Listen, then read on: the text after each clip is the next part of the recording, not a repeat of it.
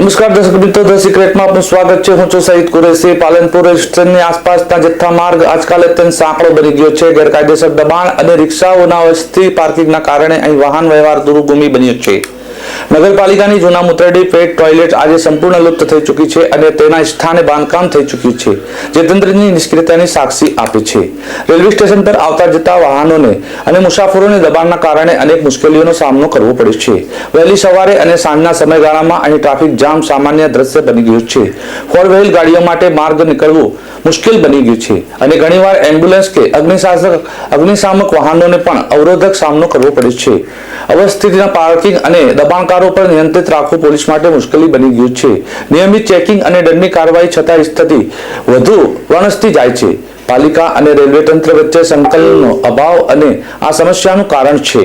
તાત્કાલિક કાર્યવાહી જરૂરી દબાણ હટાવવા તાત્કાલિક પગલાં ભરવા જોઈએ। રિક્ષા માટે અલગ પાર્કિંગ ઝોન બનાવવા પર વિચાર કરવો જોઈએ। પાલનપુર નગરપાલિકા અને રેલવે તંત્ર વચ્ચે સંકલન વધારવા જોઈએ। પોલીસ દ્વારા ટ્રાફિક વ્યવસ્થાપન માટે કડક અમલવારી કરવી જોઈએ। જો તંત્ર આ સમસ્યાને ગંભીરતાથી નહીં લે તો ભવિષ્યમાં સ્થિતિ વધુ ખરાબ થવાની શક્યતા છે।